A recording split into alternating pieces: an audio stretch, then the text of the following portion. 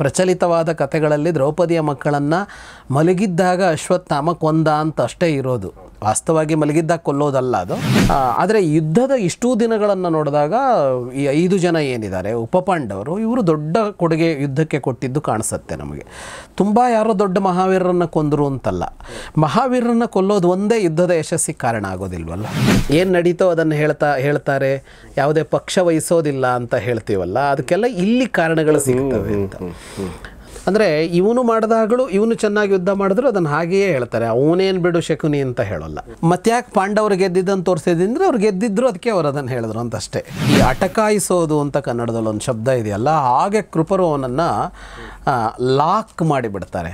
ಅವನಿಗೆ ಪದಾತ್ ಪದಂ ವಿಚಲಿತಂ ನಾಶಕ್ನೋತ್ ತತ್ರ ಭಾರತ ಅಂತ, ಒಂದು ಹೆಜ್ಜೆ ಹಿಂದಿಡೋಕೆ ಮುಂದಿಡೋಕೆ, ಆಚೆ ಇಡೋದಕ್ಕೆ ಈಚೆ ಇಡೋದಕ್ಕೆ ಆಗೋದಿಲ್ಲ. ಹಾಗೆ ಕೃಪರು ಅವನನ್ನು ಅಟಕಾಯಿಸ್ತಾರೆ. ಮನಸ್ಸಿಗೆ ಕತ್ತಲೆ ಆವರಿಸಿಬಿಟ್ಟಿದೆ ಅಂತ, ಅಂದರೆ ಏನು ಮಾಡಬೇಕು ಅಂತ ಗೊತ್ತಾಗದೇ ಇರೋ ಥರ ಆಗಿಬಿಟ್ಟಿದೆ. ಬೆವರು ಹರಿತಾ ಇದೆ ಮತ್ತು ಶರೀರ ನಡುಗುತ್ತಾ ಇದೆ. ಹೀಗಾದರೂ ಮಾಡಿ ಇವರಿಂದ ತಪ್ಪಿಸಿಕೊಂಡು ಕೃಷ್ಣಾರ್ಜುನರು ಇರುವ ಕಡೆಗೆ ರಥವನ್ನು ತಗೊಂಡು ಹೋಗು, ಅಥವಾ ಭೀಮ ಇರುವ ಕಡೆಗಾದರೂ ರಥವನ್ನು ತಗೊಂಡು ಹೋಗು, ಇಲ್ಲಿಂದ ಅಲ್ಲಿಗೆ ಹೋದರೆ ಮಾತ್ರ ನಾನು ಉಳ್ಕೊಳ್ತೀನಿ ಅಂತ ಅನಿಸತ್ತೆ ಅಂತ ಹೇಳ್ತಾನೆ ಧೃಷ್ಟದ್ಯುಮ್ನ.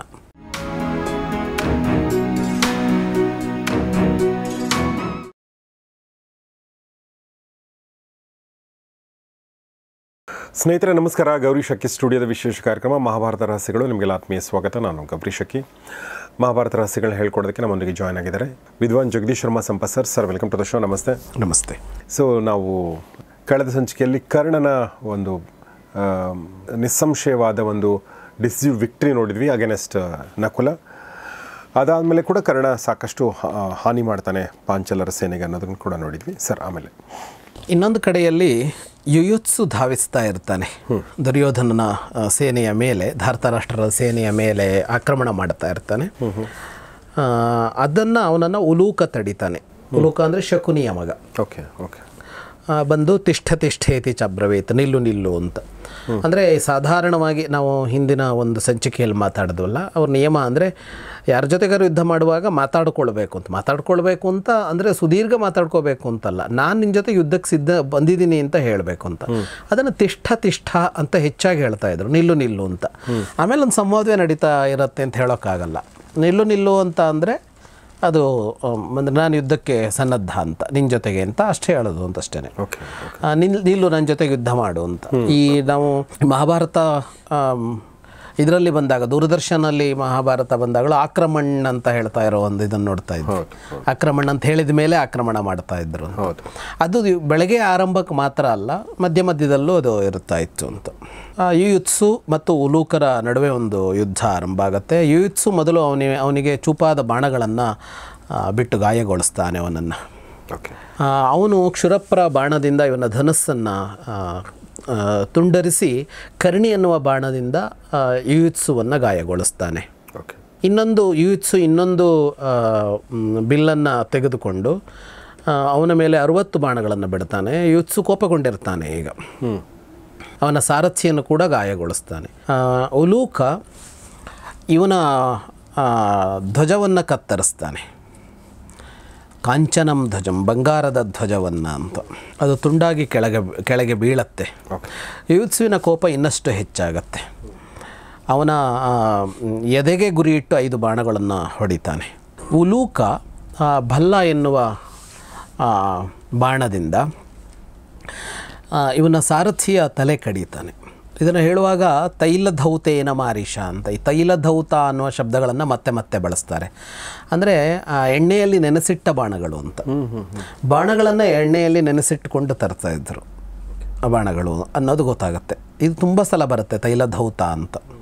ಅಂದರೆ ಅವುಗಳನ್ನು ಒಂದು ಎಣ್ಣೆಯ ಯಾವುದೋ ಪಾತ್ರೆಗಳಲ್ಲಿ ಇಡ್ತಾಯಿದ್ರು, ಅದನ್ನು ತುಂಬಿಕೊಂಡು ಬರ್ತಾಯಿದ್ರು ಅಂತ. ಬಾಣಗಳಿಗೆ ಎಣ್ಣೆ ಹಚ್ಚಿರ್ತೀವಿ.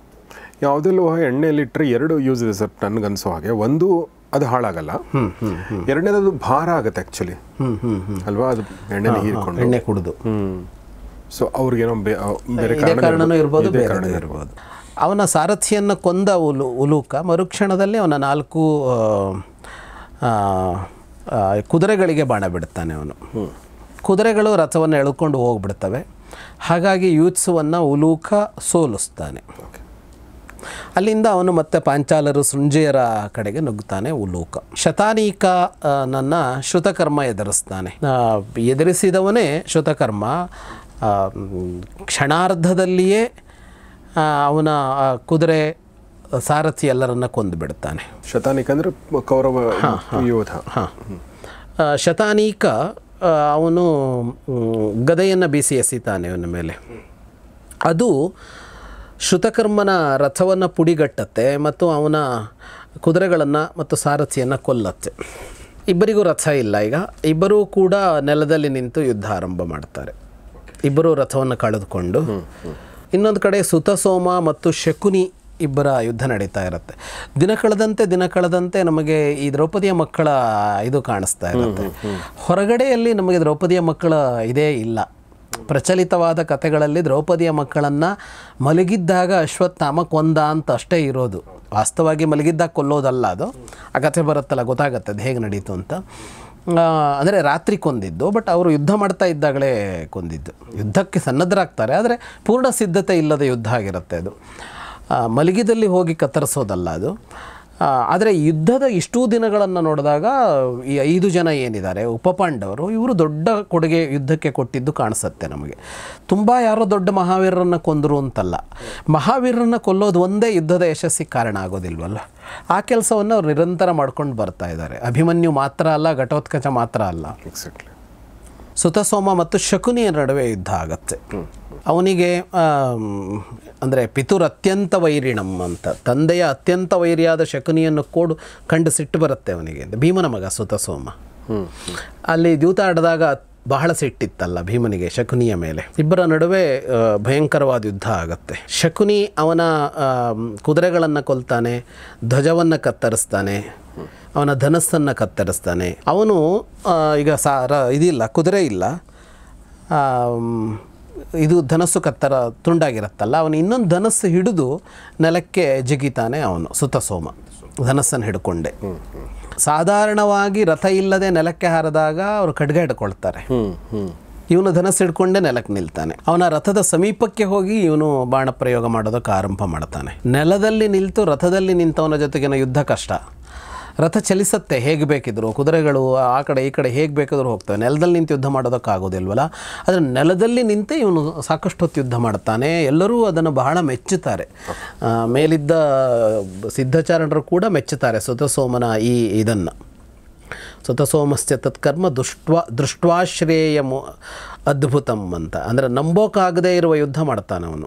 ಶಕುನಿ ಇವನ ಧನಸ್ಸನ್ನು ಕತ್ತರಿಸ್ತಾನೆ. ಅವನು ಮತ್ತೆ ತನ್ನ ರಥದಲ್ಲಿದ್ದ ಖಡ್ಗವನ್ನು ಹಿಡಿದು, ಖಡ್ಗ ಜೊತೆಗೆ ಇರುತ್ತಲ್ಲ, ಖಡ್ಗವನ್ನು ಹಿಡಿದು ಯುದ್ಧ ಮಾಡೋದಕ್ಕೆ ಆರಂಭ ಮಾಡ್ತಾನೆ ಅವನು. ಆ ಖಡ್ಗ ಹಿಡಿದು ಆ ಮಂಡಲಗಳ ಅಂದರೆ ಸುತ್ತ ತಿರುಗೋದು ಅದೆಲ್ಲ ಇರುತ್ತಲ್ಲ, ಆ ಥರ ಯುದ್ಧವನ್ನು ಆರಂಭ ಮಾಡ್ತಾನೆ. ಇವನು ಬಾಣಗಳನ್ನೇ ಬಿಡ್ತಾ ಇರ್ತಾನೆ ಶಕುನಿ.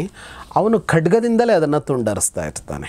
ಮುಂದಿನ ಹಂತದಲ್ಲಿ ಶಕುನಿ ಅವನ ಖಡ್ಗವನ್ನು ಕತ್ತರಿಸ್ತಾನೆ. ಆ ಖಡ್ಗ ತುಂಡಾಗಿ ಬೀಳುತ್ತಲ್ಲ, ಅದರ ಉಳಿದ ಭಾಗ ಇರುತ್ತಲ್ಲ, ಇನ್ನರ್ಧ ಭಾಗ, ಅದನ್ನು ಹಿಡ್ಕೊಂಡೇ ಮತ್ತೆ ಅವನ ಸಮೀಪಕ್ಕೆ ನುಗ್ಗುತ್ತಾನೆ. ಶಕುನಿಯ ಸಮೀಪಕ್ಕೆ ಹೋಗಿ ಅದರಿಂದನೇ ಶಕುನಿಯ ಬಿಲ್ಲನ್ನು ತುಂಡರಿಸ್ತಾನೆ. ಇಷ್ಟು ಮಾಡಿ ಅವನು ಶ್ರುತಕೀರ್ತಿಯ ರಥವನ್ನು ಏರ್ತಾನೆ ಸುತಸೋಮ. ಶಕುನಿ ಈ ಯುದ್ಧ ಬಿಟ್ಟು ಬೇರೆ ಧನಸ್ಸನ್ನು ಇಟ್ಕೊಂಡು ಇನ್ನೊಂದು ಕಡೆಗೆ ಯುದ್ಧಕ್ಕೆ ಮುಂದುವರಿತಾನೆ. ಶಕುನಿ ಘೋರವಾದ ನಾಶಕ್ರಿಯೆಯನ್ನು ಈಗ ಆರಂಭ ಮಾಡ್ತಾನೆ. ಕರ್ಣ ಒಂದು ಕಡೆ ಮಾಡ್ತಾ ಇದ್ನಲ್ಲ, ಈಗ ಶಕುನಿ ದೊಡ್ಡ ಪ್ರಮಾಣದಲ್ಲಿ ನಾಶ ಆರಂಭ ಮಾಡ್ತಾನೆ.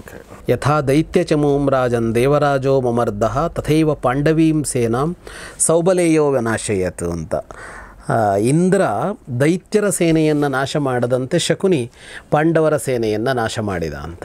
ಅಂದರೆ ಇದನ್ನೆಲ್ಲ ಹೇಳುವಾಗ ನಾವು ಯಾಕೆ ಇದು ಅಂದರೆ ಏನು ನಡೀತೋ ಅದನ್ನು ಹೇಳ್ತಾರೆ, ಯಾವುದೇ ಪಕ್ಷ ವಹಿಸೋದಿಲ್ಲ ಅಂತ ಹೇಳ್ತೀವಲ್ಲ, ಅದಕ್ಕೆಲ್ಲ ಇಲ್ಲಿ ಕಾರಣಗಳು ಸಿಗ್ತವೆ ಅಂತ. ಅಂದರೆ ಇವನು ಮಾಡಿದಾಗಲೂ ಇವನು ಚೆನ್ನಾಗಿ ಯುದ್ಧ ಮಾಡಿದ್ರು ಅದನ್ನು ಹಾಗೆಯೇ ಹೇಳ್ತಾರೆ, ಅವನೇನು ಬಿಡು ಶಕುನಿ ಅಂತ ಹೇಳೋಲ್ಲ. ಮತ್ತು ಇಂದ್ರನಂತೆ ಯುದ್ಧ ಮಾಡಿದ ಅಂತ ಇವ್ರಿಗೆ ಹೇಳಿದಾಗ ಅವರಿಗೂ ಹೇಳ್ತಾರೆ ಅದನ್ನು. ನಾವು ಅರ್ಜುನನ ಮಾತ್ರ ನಾವು ಸೀಮಿತ ಅನ್ಕೊಳ್ತೀವಿ, ಹಾಗೆ ಹೇಳೋಲ್ಲ ಅಂತ. ಹಾಗಾಗಿ ಇದು ಒಂದು ಪಕ್ಷದ ಒಂದು ಗುಂಪಿನ ಪರ ಅಲ್ಲ ಅಂತ ಹೇಳೋದು. ಮತ್ತ್ಯಾಕೆ ಪಾಂಡವರು ಗೆದ್ದಿದ್ದನ್ನು ತೋರಿಸಿದ್ರೆ ಅವ್ರು ಗೆದ್ದಿದ್ರು, ಅದಕ್ಕೆ ಅವರು ಅದನ್ನು ಹೇಳಿದ್ರು ಅಂತ ಅಷ್ಟೇ. ಇನ್ನೊಂದು ಕಡೆಯಲ್ಲಿ ಧೃಷ್ಟದ್ಯುಮ್ನನನ್ನು ಕೃಪರು ಎದುರಿಸ್ತಾರೆ. ಹೇಗೆ ಬಂದು ಅವನನ್ನು ಈ ಅಟಕಾಯಿಸೋದು ಅಂತ ಕನ್ನಡದಲ್ಲಿ ಒಂದು ಶಬ್ದ ಇದೆಯಲ್ಲ, ಹಾಗೆ ಕೃಪರು ಅವನನ್ನು ಲಾಕ್ ಮಾಡಿಬಿಡ್ತಾರೆ. ಅವನಿಗೆ ಪದಾತ್ ಪದಂ ವಿಚಲಿತು ನಾಶಕ್ನೋತ್ತತ್ರ ಭಾರತ ಅಂತ ಒಂದು ಹೆಜ್ಜೆ ಹಿಂದಿಡೋಕೆ ಮುಂದಿಡೋಕೆ ಆಚೆ ಇಡೋದಕ್ಕೆ ಈಚೆ ಇಡೋದಕ್ಕೆ ಆಗೋದಿಲ್ಲ. ಹಾಗೆ ಕೃಪರು ಅವನನ್ನು ಅಟಕಾಯಿಸ್ತಾರೆ. ಓಕೆ. ಅವರ ಆಕಾರ ಹೇಗಿತ್ತು ಅಂತ ಅಂದರೆ ಕಂಡವರೆಲ್ಲ ಭಯಗೊಳ್ತಾ ಇದ್ರು ಅಂತ, ಅಷ್ಟು ಅಂತ. ಅಂದರೆ ಈಗ ಧೃಷ್ಟದ್ಯುಮ್ನನ ಮೇಲೆ ಅವರಿಗೂ ಒಂದು ಬೇರೆ ಸಿಟ್ಟಿದೆಯಲ್ಲ, ವ್ಯಕ್ತಿಗತವಾದ ಒಂದು ಸಿಟ್ಟಿದೆಯಲ್ಲ ದ್ರೋಣರ ಕಾರಣಕ್ಕೆ, ತನ್ನ ತಂಗಿಯ ಗಂಡನನ್ನ ಅಂತ. ತತ್ರಾವೋಚಿನ್ ವಿಮನಸೋ ರಥಿನಸ್ಸಾದನಸ್ತತ ದ್ರೋಣಸ್ಯ ನಿಧನೇ ನೂನಂ ಸಂಕ್ರುದ್ಧೋ ದ್ವಿಪದಾಂಬರಃ. ಈ ಮಾತನ್ನು ಅವ್ರು ಆಡ್ಕೋತಾರೆ ಸುತ್ತ ಇದ್ದರು. ದ್ರೋಣರ ಸಂಹಾರದಿಂದ ಸಿಟ್ಟಾಗಿ ಇರೋದು ಕಾಣಿಸ್ತಾ ಇದೆ ಕೃಪರು ಅಂತ. ಅವರೆಲ್ಲ ಹಾರೈಸ್ತಾರೆ. ದಿವ್ಯಾಸ್ತ್ರಗಳನ್ನು ಅರಿತುಕೊಂಡಿರುವ ಕೃಪರಿಂದ ಧೃಷ್ಟದ್ಯುಮ್ನನಿಗೆ ಏನೂ ತೊಡಕಾಗದೇ ಇರಲಿ ಅಂತ ಹಾರೈಸ್ತಾರೆ. ಅಪಿಸ್ವಸ್ತಿ ಭವೇದದ್ಯ ಧೃಷ್ಟದ್ಯುಮ್ನಸ್ಯ ಗೌತಮಾತಂತ. ಅಂದರೆ ನೋಡೋರಿಗೆ ಅನಿಸತ್ತೆ ಧೃಷ್ಟದ್ಯುಮ್ನನನ್ನು ಕೃಪರು ಸಂಹರಿಸಿ ಬಿಡ್ತಾರೆ ಅಂತ ಅನಿಸತ್ತೆ. ಆ ತರಹದಲ್ಲಿ ಯುದ್ಧ ಮಾಡ್ತಾರೆ ಅವರು. ಅದರ ಜೊತೆಗೆ ಇವತ್ತು ನಮ್ಮೆಲ್ಲರಿಗೂ ಭಯ ಹುಟ್ಟಿಸ್ತಾ ಇದ್ದಾರೆ ಅವರು ಈಗ ಅಂತ. ಅಪ್ಯಯಂ ಬ್ರಾಹ್ಮಣ ಸರ್ವಾನ್ ನನೋಹನ್ಯಾತ್ ಸಮಾಗತಾನ್. ಧೃಷ್ಟದ್ಯುಮ್ನನನ್ನು ಮಾತ್ರ ಅಲ್ಲ, ಅವರನ್ನು ನೋಡಿದರೆ ಇವತ್ತು ನಮ್ಮೆಲ್ಲರ ಸಂಹಾರ ನಿಶ್ಚಿತ ಅಂತ ಅನಿಸತ್ತೆ ಅವರಿಗೆ. ಅವರ ಬಗ್ಗೆ ಮಾತು ಬರುತ್ತೆ. ಈ ಇಡೀ ಮಹಾಭಾರತದಲ್ಲಿ ಯಾರು ಏನು ಅಂತ ಅರ್ಥ ಮಾಡ್ಕೊಳ್ಳೋದು ಎಷ್ಟು ಕಷ್ಟ ಇದೆ ಅನ್ನೋದಕ್ಕೆ ಹೇಳೋದು. ಯಾರದೋ ಬಗ್ಗೆ ಎಲ್ಲೋ ಒಂದು ಮಾತು ಬಂದಿರುತ್ತೆ, ಅದನ್ನು ಹಿಡ್ಕೋಬೇಕಾಗತ್ತೆ. ಅದಿಲ್ಲದೇ ಅವ್ರ ವ್ಯಕ್ತಿತ್ವ ಅರ್ಥ ಮಾಡ್ಕೊಳ್ಳೋಕೆ ಹೋಗಿಯೇ ಸಮಸ್ಯೆ ಆಗಿರೋದು. ಅಂದರೆ ಇಲ್ಲಿ ಅವ್ರ ಬಗ್ಗೆ ಬರುತ್ತೆ. ಆಚಾರ್ಯ ಕ್ಷಿಪ್ರಹಸ್ತಶ್ಚ ವಿಜಯೀಚ ಸದಾಯುಧಿ ಅಸ್ತ್ರವಾನ್ ವೀರ್ಯ ಸಂಪನ್ನ ಕ್ರೋಧೇನ ಚ ಸಮನ್ವಿತಃ ಅಂತ. ಅವರು ಆಚಾರ್ಯರು, ಅಂದರೆ ಶಸ್ತ್ರಗುರು. ಅವರು ಶಸ್ತ್ರವಿದ್ಯೆಯ ಅವರು ಗುರುವೇ ಆಗಿದ್ರಲ್ಲ. ಒಂದು ಕ್ಷಿಪ್ರಹಸ್ತರು ಅಂತಂದರೆ ಅತ್ಯಂತ ವೇಗವಾಗಿ ಆಯುಧಗಳನ್ನು ಬಳಸುವಂಥವರು, ವಿಳಂಬವೇ ಇಲ್ಲದೆ. ಒಂದು ಎರಡನೇದು ಸದಾಯುಧಿ ವಿಜಯಿ ಅಂತ. ಅವರು ಸೋತದ್ದೇ ಇಲ್ಲ ಯುದ್ಧದಲ್ಲಿ ಅಂತ. ಸೋತದ್ದೇ ಇಲ್ಲ ಅಂದರೆ ಯಾವುದೋ ಕೆಲವು ಇದರಲ್ಲಿ ಸೋತಿರ್ತಾರೆ, ಆ ಅರ್ಥ ಅಲ್ಲ. 100ಕ್ಕೆ 100ರಷ್ಟು ಸೋತಿಲ್ಲ ಅಂತಲ್ಲ, ಆದರೆ ಗೆಲ್ಲುವವರು ಅವರು ಅಂತ. ಈಗ ಯಾರೋ ಚೆನ್ನಾಗಿ ಆಡುವವನು 0ಗೆ ಔಟ್ ಆಗಲ್ಲ ಅಂತ ಅರ್ಥ ಅಲ್ಲ. ಆದರೆ ಅವನಿದ್ದಾನೆ ಅಂದರೆ ಅವನ ಬಗ್ಗೆ ಇವನು ಆಡ್ತಾನೆ ಅಂತ ಒಂದಿರುತ್ತಲ್ಲ, ಹಾಗೆ ಅಂತ. ಇನ್ನು ಅಸ್ತ್ರಗಳು ಗೊತ್ತಿದೆ, ವೀರ್ಯ ಸಂಪನ್ನ ಶೌರ್ಯ ಇದೆ ಅವರಲ್ಲಿ, ಮತ್ತು ಇವತ್ತು ಕ್ರೋಧೇನಚ ಸಮನ್ವಿತಃ, ಈಗ ಅವರಿಗೆ ಸಿಟ್ಟು ಇದೆ ಅಂತ. ಅಂದರೆ ಎಷ್ಟೆಲ್ಲ ಅಂದರೆ, ಒಂದು ಇದರ ಆಚಾರ್ಯರವರು ಅಂತ. ಇದರ ಆಚಾರ್ಯರು ಅಂತಂದಾಗ ಎಲ್ಲ ತಂತ್ರಗಳು ಅವ್ರಿಗೆ ಗೊತ್ತಿದೆ. ಎರಡನೆಯದ್ದು, ಅವರ ಹಸ್ತದ ಗತಿ ಬಹಳ ವೇಗ ಇದೆ ಮತ್ತು ಅವರಿಗೆ ಸೋಲೆ ಇಲ್ಲದಂತೆ ಯುದ್ಧ ಮಾಡುವವರು. ಅಸ್ತ್ರಗಳೆಲ್ಲ ಗೊತ್ತು, ಶೌರ್ಯ ಇದೆ, ಎಲ್ಲದರ ಜೊತೆಗೆ ಇವತ್ತೊಂದು ಸಿಟ್ಟು ಸೇರಿಕೊಂಡಿದೆ. ಅದು ಬಹಳ ಮುಖ್ಯ. ಹೀಗೆಲ್ಲ ಸುತ್ತ ಇದ್ದವರು ಮಾತನಾಡ್ಕೊಳ್ತಾ ಇರ್ತಾರೆ. ಅವರು ಎಷ್ಟು ಸಿಟ್ಟಿನಲ್ಲಿರ್ತಾರೆ ಅಂದರೆ ಬುಸ್ಗುಡ್ತಾ ಇರ್ತಾರೆ ಅಂತ. ವಿನಿಶ್ವಸ್ಯ ತತಃ ಕ್ರುದ್ಧ ಅಂತ. ಅಂದರೆ ತುಂಬ ಸಿಟ್ಟು ಬಂದಾಗ ಉಸಿರಲ್ಲಿ ಶಬ್ದ ಬರುತ್ತಲ್ಲ, ಹಾಗೆ ಬರ್ತಾ ಇರುತ್ತೆ. ಅವನ ಇಡೀ ಮರ್ಮಸ್ಥಾನಗಳಿಗೆ ಬಾಣಗಳನ್ನು ಬಿಡ್ತಾರೆ. ನಿಶ್ಚೇಷ್ಟಂ ಅಂತ. ಏನೂ ಮಾಡೋಕ್ಕಾಗಲ್ಲ ಅವನು ಅನ್ನೋ ತರಹದಲ್ಲಿ ಬಾಣಗಳನ್ನು ಬಿಡ್ತಾರೆ. ಏನು ಮಾಡಬೇಕು ಅಂತ ಗೊತ್ತಾಗದೇ ಇದ್ದಾಗ ಆಗ್ಬಿಡುತ್ತೆ. ಕರ್ತವ್ಯಂ ನ ಪ್ರಜಾನಾತಿ ಮೋಹಿತಃ ಪರಮಾಹವೇ. ಧೃಷ್ಟದ್ಯುಮ್ನ ಇದೇ ಮೊಟ್ಟ ಮೊದಲ ಬಾರಿಗೆ ಏನು ಮಾಡಬೇಕು ನಾನು ಅಂತಲೇ ಗೊತ್ತಾಗದೇ ಥರ ನಿಂತ್ಕೊಂಡ್ಬಿಡ್ತಾನೆ. ಅವನು ಹಾಗಿರೋದನ್ನು ನೋಡಿಕೊಂಡು ಅವನು ಸಾರಥಿ ಕೇಳ್ತಾನೆ, ಕಚ್ಚಿತ್ ಕ್ಷೇಮಂತು ಪಾರ್ಶ್ವತ ಈದೃಶಂ ವ್ಯಸನಂ ಯುದ್ಧೆ ನತೇ ದೃಷ್ಟಂ ಕದಾಚನ ಅಂತ. ಅವನು ಮುಂದಿರ್ತಾನಲ್ಲ ಸಾರಥಿ, ಅವನು ಕೇಳ್ತಾನೆ, ಕ್ಷೇಮವಾಗಿದೆಯಾ ಅಲ್ವಾ? ಈ ತರಹದ ಒಂದು ಅವಸ್ಥೆಯನ್ನು ನಾನು ಯಾವತ್ತೂ ನಿನ್ನಲ್ಲಿ ನೋಡಲಿಲ್ಲ ಅಂತ. ನಿನಗೆ ಹಿಂಗಾಗಿದ್ದು, ನೀನು ಈ ಥರ ನಿಂತ್ಕೊಂಡಿದ್ದು ನೋಡಲಿಲ್ಲ ಅಂತ. ಅವಧ್ಯಂ ಬ್ರಾಹ್ಮಣಂ ಮನ್ಯೆ ಏನತೆ ವಿಕ್ರಮೋ ಹತಃ ಅಂತ ಹೇಳ್ತಾನವನು. ಅವರನ್ನು ಸೋಲಿಸೋದಕ್ಕೆ ಸಾಧ್ಯವೇ ಇಲ್ಲ ಅಂತ ಅನಿಸತ್ತೆ. ಯಾಕೆಂದರೆ ನಿನ್ನ ಪರಾಕ್ರಮವನ್ನೇ ಹೀಗೆ ಅವರು ಏನೂ ಅಲ್ಲ ಅಂತ ಮಾಡಿಬಿಟ್ಟಿದ್ದಾರೆ ಅಂತ.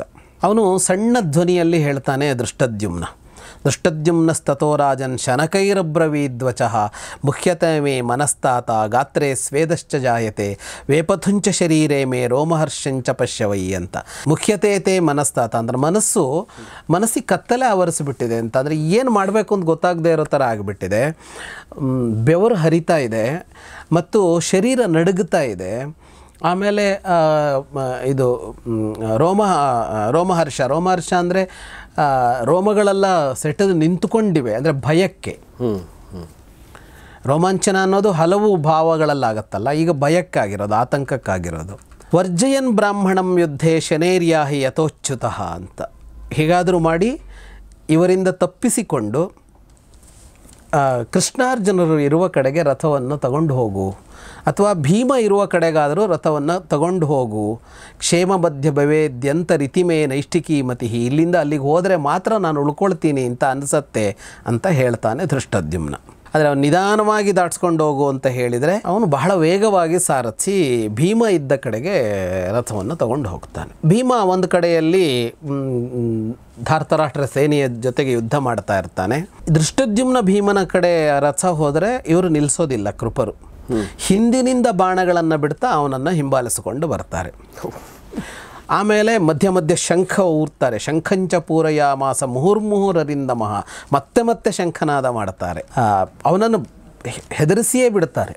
ಅಂದರೆ ತಪ್ಪಿಸಿಕೊಂಡು ಬಂದೆ ಅಂತಲೇ ಅನಿಸೋದಿಲ್ಲ ಅವನಿಗೆ. ಪಾರ್ಶ್ವತಂ ಪ್ರಾದ್ರವಂದ್ಯಂತಂ ಮಹೇಂದ್ರ ಇವ ಶಂಬರಂ ಅಂತ. ಇನ್ನೊಂದು ಕಡೆಯಲ್ಲಿ ಶಿಖಂಡಿಯನ್ನು ಕೃತವರ್ಮ ಎದುರಿಸ್ತಾನೆ. ಶಿಖಂಡಿಯನ್ನು ಕೃತವರ್ಮ ಎದುರಿಸ್ತಾನೆ. ಇಬ್ಬರ ನಡುವೆ ಒಂದು ಘೋರ ಯುದ್ಧ ನಡೆಯುತ್ತೆ. ಸೊ ಇದು ಎರಡನೇದು. ಈ ದಿನ ನೋಡಿದರೆ ನಾವು ಒಂದು ಕಡೆ ನಕುಲನನ್ನು ಕರ್ಣ ಸೋಲಿಸಿದ್ದು, ಈಗ ಧೃಷ್ಟದ್ಯುಮ್ನನನ್ನ ಕೃಪರು ಸೋಲಿಸಿದ್ದು. ಇಲ್ಲಿ ಸೋಲಿಸಿದ್ದು ಅಂದ್ರೆ ಆ ಕಡೆ ಯುದ್ಧವೇ ನಡೆದಿಲ್ಲ. ನಕುಲ ಕರ್ಣರ ನಡುವೆ ನಕುಲ ಒಂದಿಷ್ಟೊತ್ತು ಯುದ್ಧ ಮಾಡಿದ್ದ. ಇಲ್ಲಿ ಹಿಡಿದು ಕಟ್ಟಿ ಹಾಕಿ ಬಿಟ್ಬಿಟ್ರು. ಇಲ್ಲೂ ಸಾಯಿಸ್ಬೋದಾಗಿತ್ತು, ಆದರೂ ಇಲ್ಲಿ ಸಾಯಿಸಿಲ್ಲ ಅನ್ಸುತ್ತೆ. ಇಲ್ಲ, ಸಾಯಿಸೋಕ್ಕಾಗಿಲ್ಲ. ಅವನು ತಪ್ಪಿಸ್ಕೊಂಡು ಹೋಗಿದ್ದದು. ಅಲ್ಲಿ ಸಾರಥಿ ಇರ್ತಾನಲ್ಲ ಅವನು ಭಾಳ ಅಲ್ಲಿ ಹೇಳುವಾಗ ನೋಡಿ ಎಷ್ಟು ಚೆನ್ನಾಗಿದೆ ಅಂದರೆ ಸೂಕ್ಷ್ಮಗಳು. ಶನಕೈಹಿ ಅಂತ ಹೇಳಿದ್ರು. ಅವನು ಹೇಳುವಾಗ ಸಣ್ಣದಾಗಿ ಹೇಳ್ದ ಅಂತ. ಧೃಷ್ಟದ್ಯುಮ್ನ ಬಹಳ ಮೆತ್ತಗೆ ಹೇಳಿದ್ದಾನೆ, ಹಿಂಗಿಂಗೆ ಆಗ್ತಾ ಇದೆ, ರಥ ತಗೊಂಡು ಹೋಗ್ಬಿಡು ಅಂತ.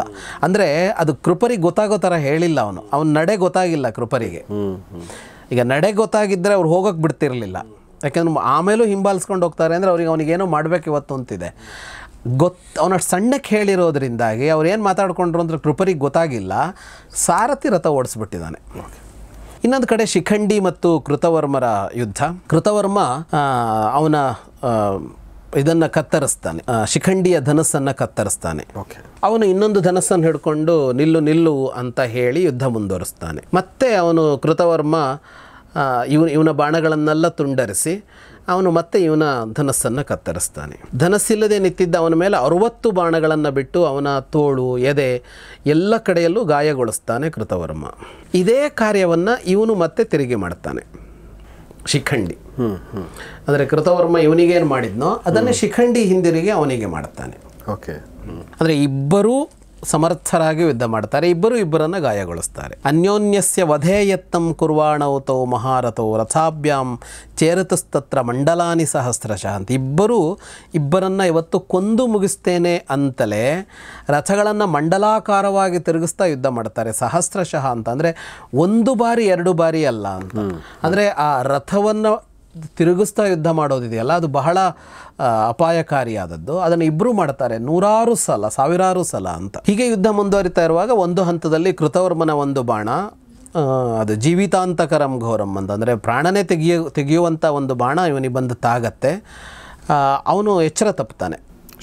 ಶಿಖಂಡಿ ಎಚ್ಚರ ತಪ್ಪಿ ಅವನ ಧ್ವಜದ ಸ್ತಂಭ ಇರುತ್ತಲ್ಲ ಅದನ್ನು ಹಿಡ್ಕೊಂಡು ನಿಂತ್ಕೋತಾನೆ. ಅವನು ಹಾಗಾಗಿದ್ದನ್ನು ನೋಡಿ ಸಾರಥಿ ಅವನನ್ನು ಬೇರೆ ಕಡೆಗೆ ಕರ್ಕೊಂಡು ಹೋಗ್ಬಿಡ್ತಾನೆ. ಶಿಖಂಡಿ ಹೀಗೆ ಸೋತು ಹೋಗಿದ್ದನ್ನು ನೋಡಿ ಅವನ ಜೊತೆಗೆ ಇದ್ದ ಪಾಂಡವರ ಸೇನೆ ಇದೆಯಲ್ಲ ಅದು ಓಡತ್ತೆ ಅಲ್ಲಿಂದ.